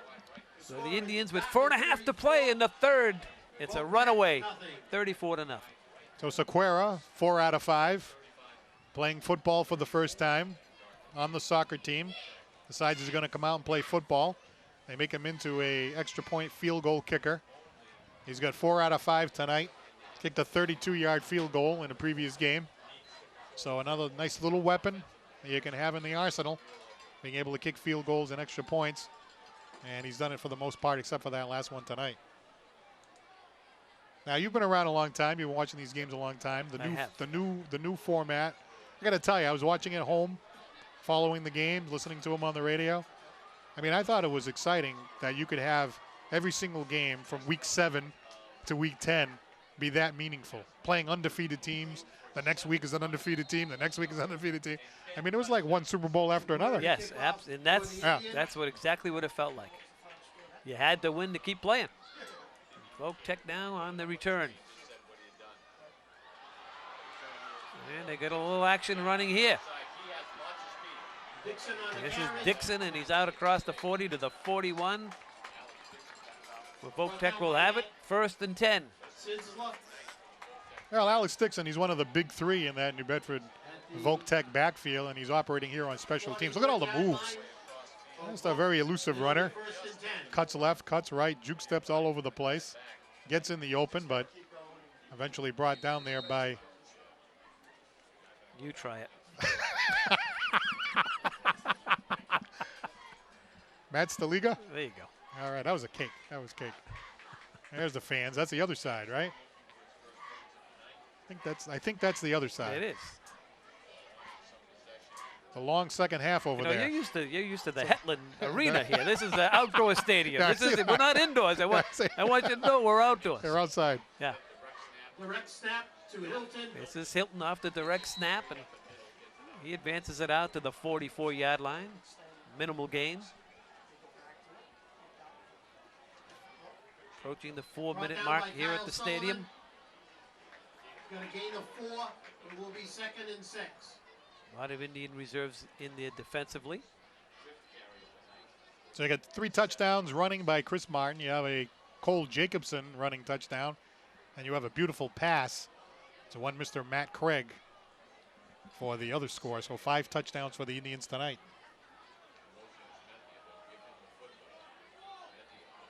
This is Methia, and Methia pushes the pile. Runs hard, Methia does. He's out close to the first down. I think the official on the far side is going to give him the first forward progress. Gain of 8 in a Voc-Tech first down. 3:30 to go in the third. 34-0 Indians. It seems like Methia has been the most dangerous player in the Voc-Tech backfield tonight. They have a number of players who can do the job, but I think Methia has been the guy that's really been able to get them the first downs when they've been able to get first downs.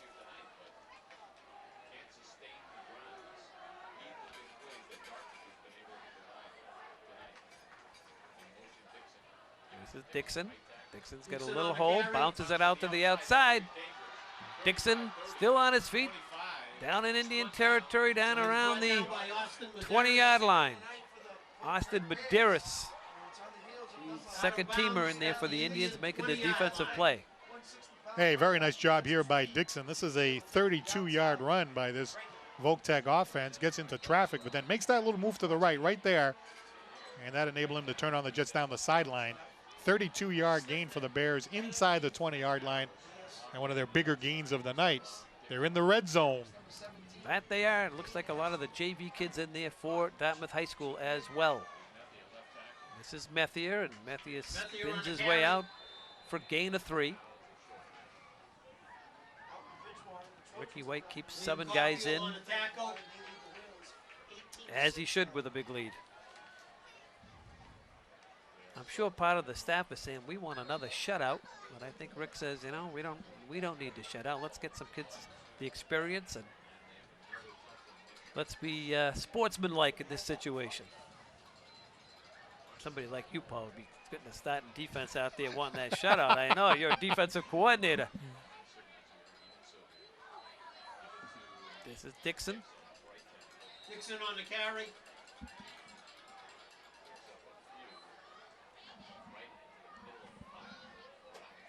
Three yards there for Dixon. See the clock rolling. We're under 2 minutes now in the third. I'm Jim Thompson alongside Paul Santos, coming to you live from the Hetland Arena. The Indians are taking on Voc-Tech. We're sitting at the red line, making Paul feel very comfortable. The red line, that's pretty good. That's right. Yeah, I guess I know there's 3 lines. There's 3 lines. 2 blue and a red. Am I right? That's true. There we go. There's actually a skinny red line at each goal too. Oh, good. Do you remember double runners? The people at home right now they're sleeping. It's 34-0. They're flicking the channel back and forth. But I never got off the double blades. Wasn't too good at it. The double blades. I mean, that's a primitive. Primitive approach there. You didn't figure skate, did you? That's where the double blades were, you know. Yeah, well, Double really? blades. No, I don't. Oh, I'm just throwing oh. that out there. Right there. They were white skates, and that Voc-Tech on the Indian Oh, Joe 5-yard Namath, he line. wore white. yeah. So, you know, Yeah, you were it's just- cool. Yeah, I was cool. I You was were cool cool. before my time. Sure. I used to go out there in a fur coat. It's like Joe Willie. Kind of like the Pat Boone of the. Anybody under 40 doesn't know who that is. Exactly. Brought Voc-Tech down by trying to Matt get their Foley. first score of the game.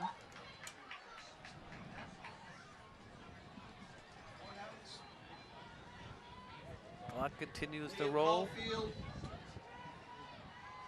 and Alex Gomes. Gain of 2. Said a It'll lot be of the JV kids second out there goal for from the Indians. 3-yard line.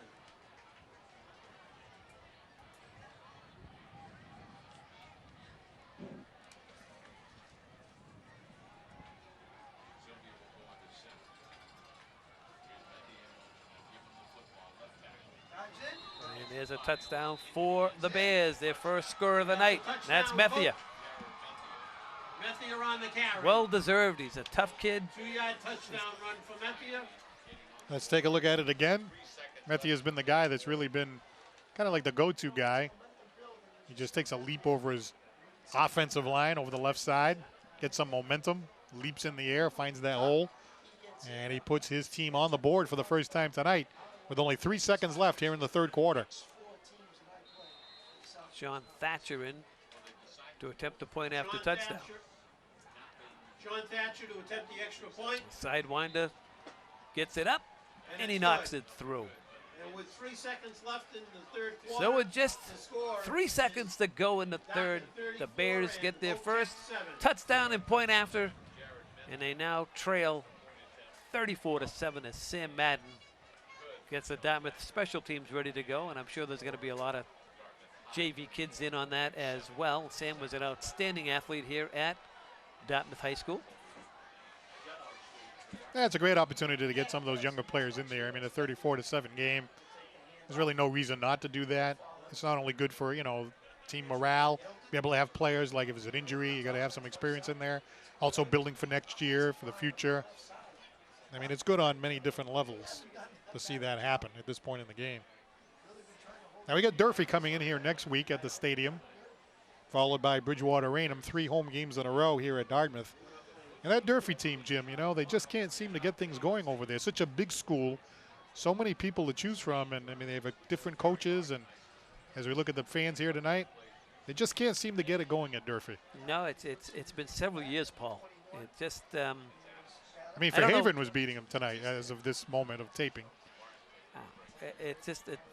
I don't quite get it, but a lot of the inner city schools, football just isn't as popular. And Right. I don't know what that is. I mean, New Bedford has struggled the last 10 to 12 years too. I mean, since the Balistrachis McCoy kickoff. graduated from there, they've struggled a little bit. They had some really good Tisdale on teams. the reception, This is Tisdale. and he gets all the way down. The Indians again will have Voc-Tech good 48. field position as the third quarter comes to an end. A score at the end of 3 complete. That is The end of homestanding the third Indians quarter with 34. score.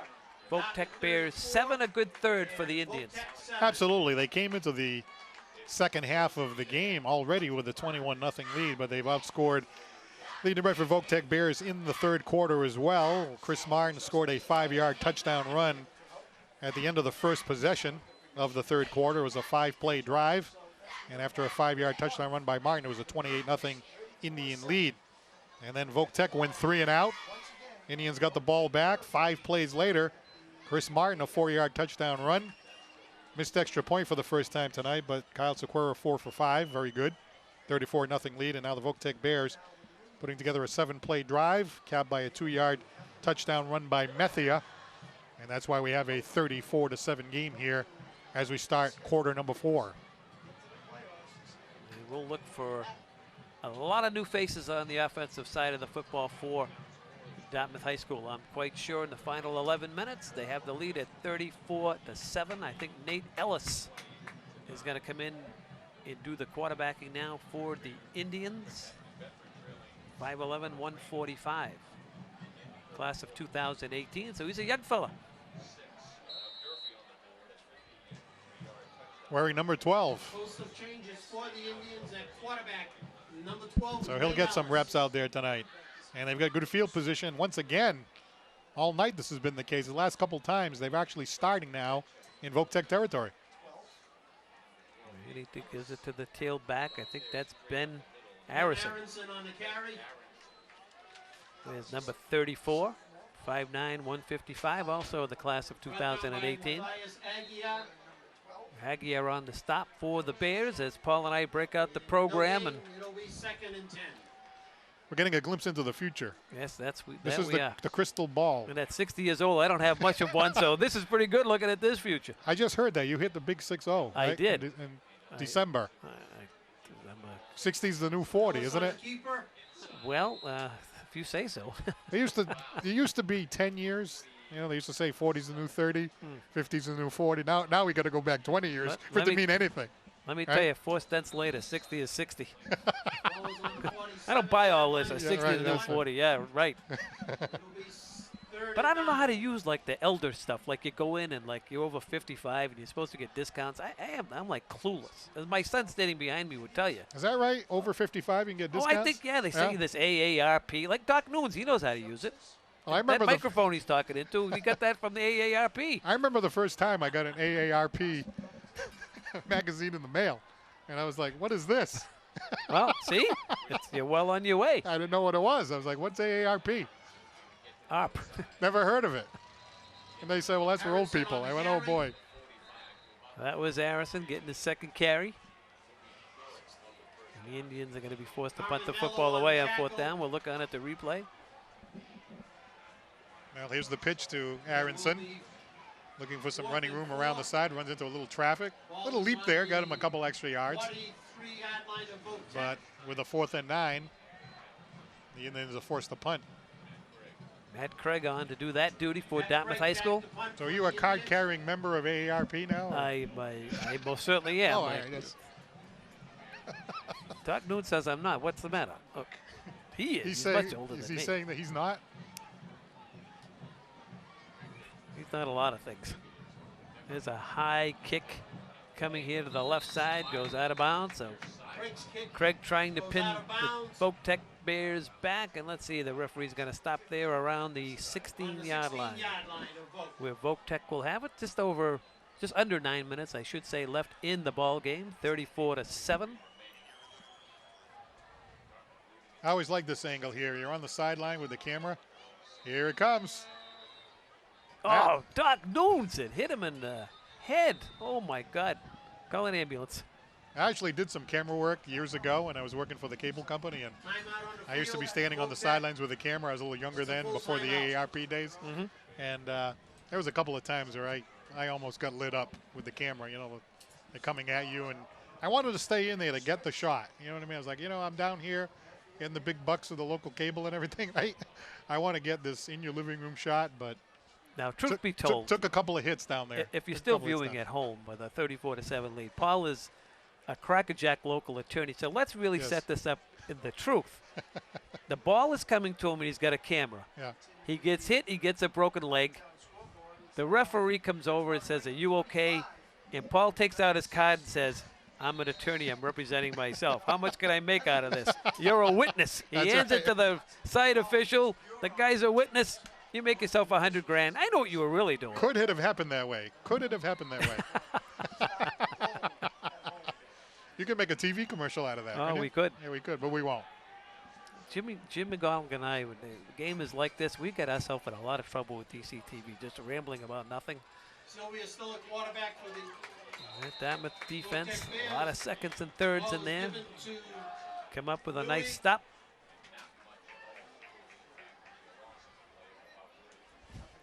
brought down by Nothing Jack doing that White. time. Yeah, we look at some of the fans here at the stadium. Nice take to come out here and chill on a Friday night, root on your high school football team, especially in the September month, which is always a great month weather-wise. One thing you do have in football that you don't have in the rink, you have wind. There's no wind in the rink. So you do have a wind chill factor when it gets into December. If you make it that far, obviously November is Thanksgiving, but I think the coldest I've ever been Estrella on the carry. in my entire life was that first Super Bowl that Dartmouth was in. You remember that? Do I remember? You were in the booth. I always thought they gave you heat. No, we were in the CBS The camera auxiliary booth? Yeah, we were Oh, the the camera outside. booth. We were in the Oh. camera booth. Oh, And they didn't give you the Al Michaels the treatment? Everett, no, the Everett guys all had right, the all right. good booth. 'Cause Oh. they were the heavy favorites. I thought they gave you the Al Michaels special. Yeah, they did. I don't think they liked Al Michaels. And here's a flag down, and so is the quarterback for Voc-Tech. The pitch is fumbled. They were mentioning, Durfee a little bit on hard times with the inner city schools, even New Bedford a little bit, but not to the degree of Durfee. You think back to the 90s, I had the good fortune of doing the New Bedford games at that time. The back-to-back Super Bowls, the back-to-back Boy, your career's really state gone downhill. You're championships. 55 years old, you paired with me. What happened? The 14-yard line. It'll be fourth But that was a fun time, all those back-to-back titles. But that was 20 years ago. The Eddie Rodriguez back-to-back championships Sure. and the Yep. you talk about Rudy Bulger, those football teams. I mean, that was 93 and 94. Imagine that. Hard to believe. Tisdale and Aronson back deep, but they're not even going to get a chance. That's a short punt that's down at the 35. Just over 6.5 minutes to go. Paul and I just trying to kill some time as 6-yard line of Voc. some of the young students here at Voc-Tech and Dartmouth High School just what I did back in the 36-yard line. early 60s, just keep walking around, but we didn't have that thing. See the guy with the phone there? Yeah. We didn't have that. No. Is that your phone? You really, you're up to speed. I do. I have a phone here. It's nice. That phone is a little bit smaller than an iPad. Look at that thing. What's an iPad? You got the Samsung. That's supposed to be like, Oh, this thing it's unbelievable. Yeah? I get emails 2 days in advance. I get them before, 48 hours before most people get them. Ellis remains in at quarterback. For the Indians.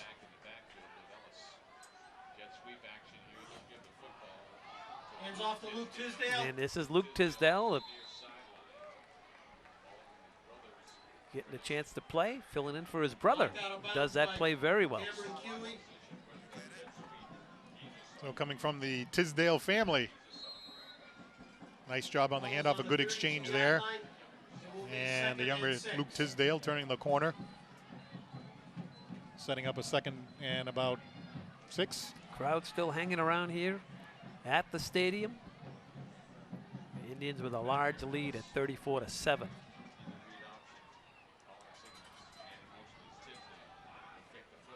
And Ellis is going to keep it. He's got running room. He's past the linebackers. He's out for a gain of 9 and a first down.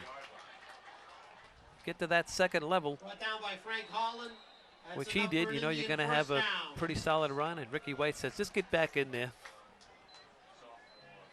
Ball is on the Voc-Tech 22-yard line. Well, good execution there.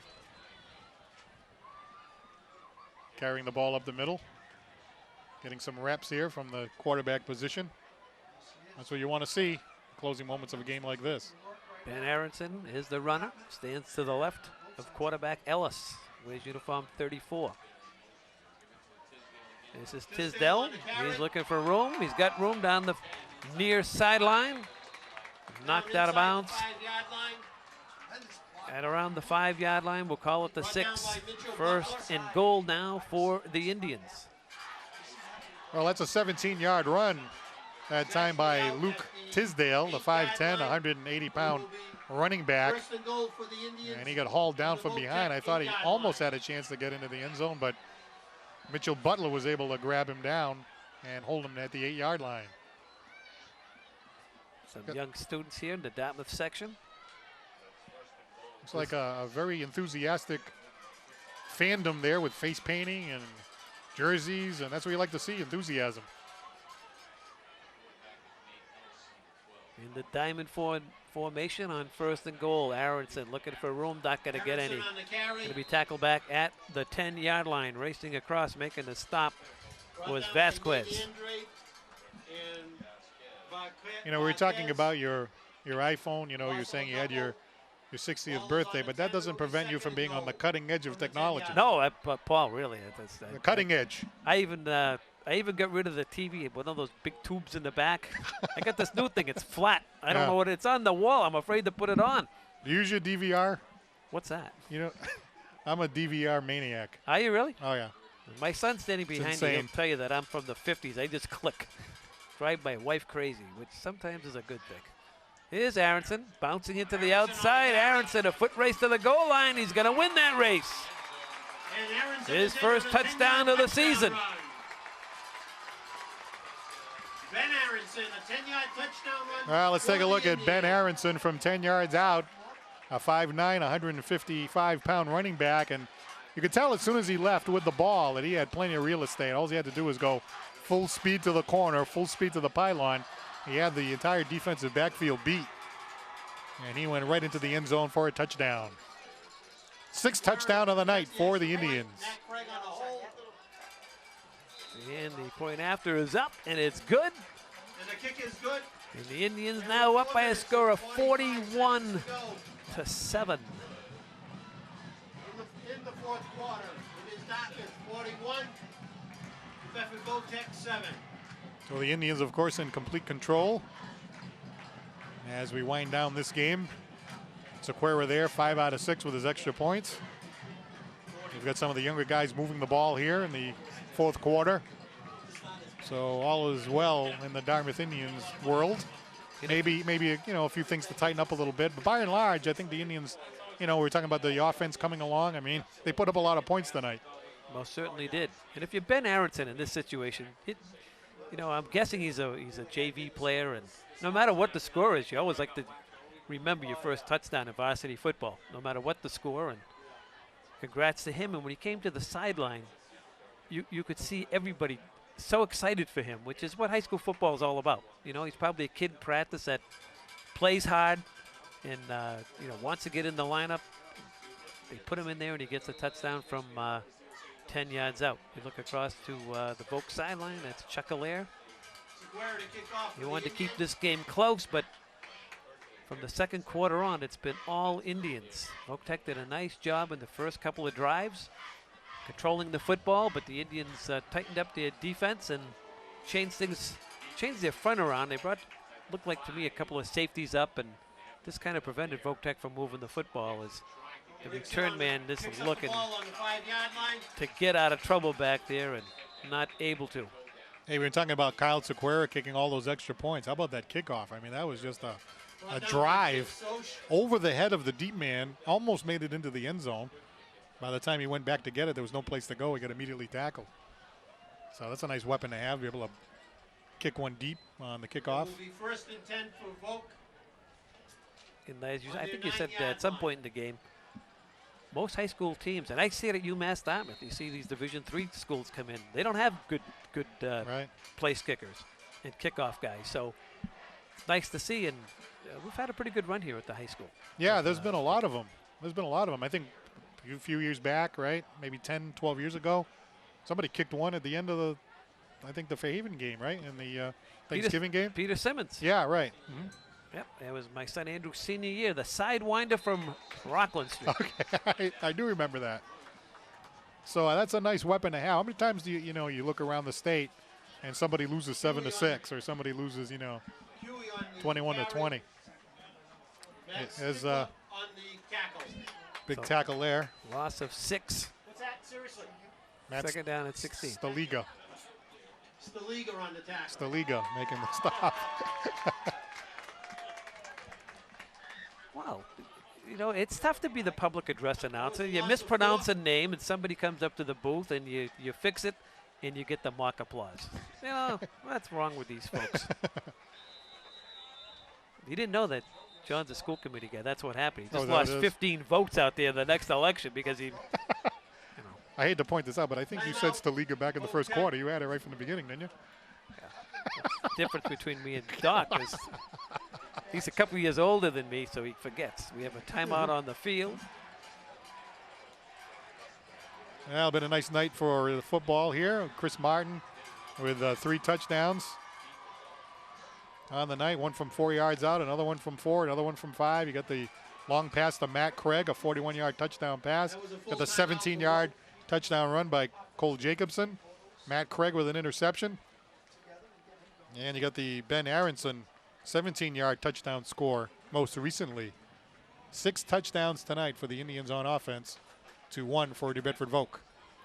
Second down and long here for Voc-Tech, and that looks like a busted play. I think some of the players thought there might have been an offside or a legal procedure, but no whistle and no flags. So yes, there is a flag down.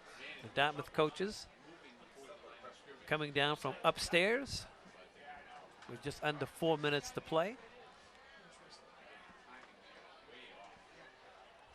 And that play was botched right from the beginning as Dartmouth High School apparently jumped offside. Offside Indians. Replay second down, it'll be 2nd and 10. One thing that we have noticed pretty much all night, the Indians have really won the game of field position. You can see where Voc-Tech is pinned. If they're in a situation where they have to punt, the Indians will again be getting the ball in enemy territory probably. That's happened a number of times tonight. And Voc-Tech keeping it on the ground. Devlin on the carry. That's Devlin, the ball carrier. And there is, you see that in your screen right there? That's the, yes. That's Doc Nunes's. That's his camper. He brings it to every game, and Is that registered to him? Yeah, it's registered to him, and you know, I don't want to say anything. He's a school committee guy, but it's all his own money, and he bought that. And before the game, we go in there for hot cocoa. And it's got plates on it, crackers and cheese, yeah. And he puts a Dartmouth High band on it, but that's really his. You know, he takes that up, you know, down Florida for a couple of weeks. He drives it all over the country.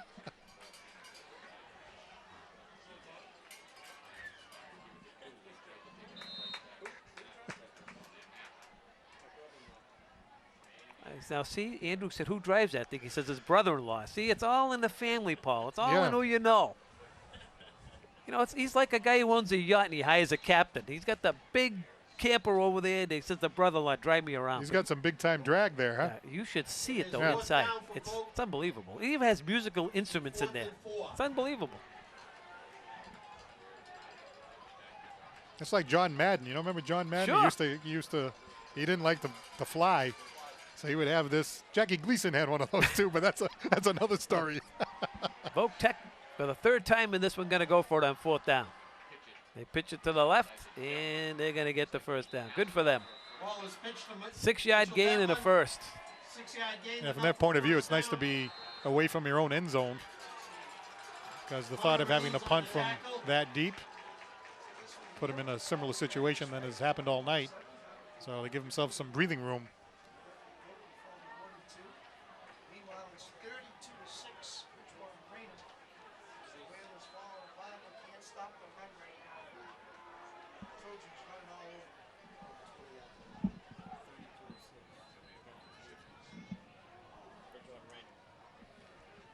Well, the Indians will be playing Bridgewater Raynham, as you 2 alluded weeks, to, in a couple weeks, and they're laying the lumber to New Bedford High School. I think it's 31-6 over at New Bedford, so they'll be rolling into here in a couple of weeks, and they're tough. And New Bedford's got a pretty good team this year, too, I think. Yeah, and, you know, a score that one-sided, too. I mean, they're always tough. You said it before. I mean, if you look over the past, 10, 15 years, I mean, they're always a team that they're well coached, they're big, they're strong. They always seem to have a lot of, sizable players. They always have a big offensive line, big defensive line, They're not going to be pushed around. Well coached. They're just tough. Then they're tough and they're big. There's one of the better running plays for the Bears all evening long. And a late flag. 2 flags come in at the end of that. Out of bounds. Flags on the play. Might have been a late hit against the Indians.